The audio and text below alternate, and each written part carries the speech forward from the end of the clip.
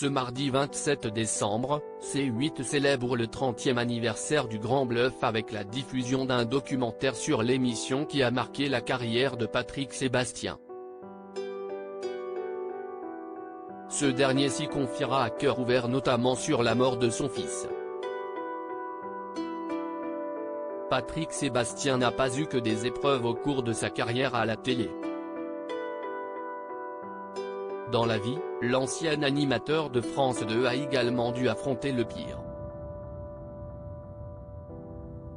Le 15 juillet 1990, sa vie a basculé quand il a perdu son fils Sébastien dans un accident de moto.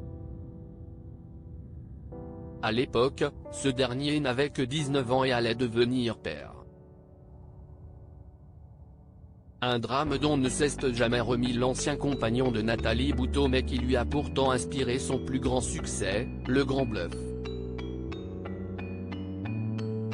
Dans l'émission, diffusée le 26 décembre 1992 sur TF1, l'interprète des sardines se déguisait pour piéger ses collègues animateurs sur le plateau de leurs propres émissions.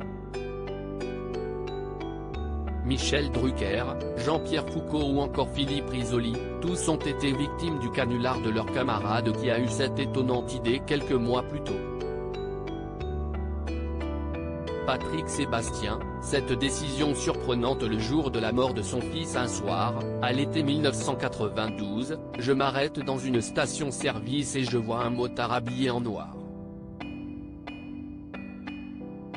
Il ôte son casque, il porte la barbe et dans ma tête je me dis, enlève-la, je t'ai reconnu. En remontant dans la voiture, j'ai décidé que j'allais me déguiser et aller piéger des gens que je connais, a-t-il confié dans un extrait du documentaire consacré aux 30 ans du programme sur C8, diffusé ce mardi 27 décembre, et dévoilé par Télévision Mag. La genèse du Grand Bluff a donc été inspirée par son défunt fils auquel il pense chaque jour comme il l'avait confié à 7 à 8. Le jour de la mort de son fils, Patrick Sébastien a d'ailleurs bien eu du mal à réaliser le malheur qui le frappait. Il a même pris une décision qui illustre tout son chagrin. Je n'ai pas voulu reconnaître le corps à la morgue.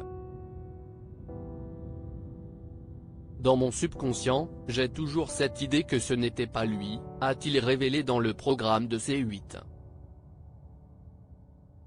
Une façon pour lui de se protéger et de ne pas se confronter à la triste réalité.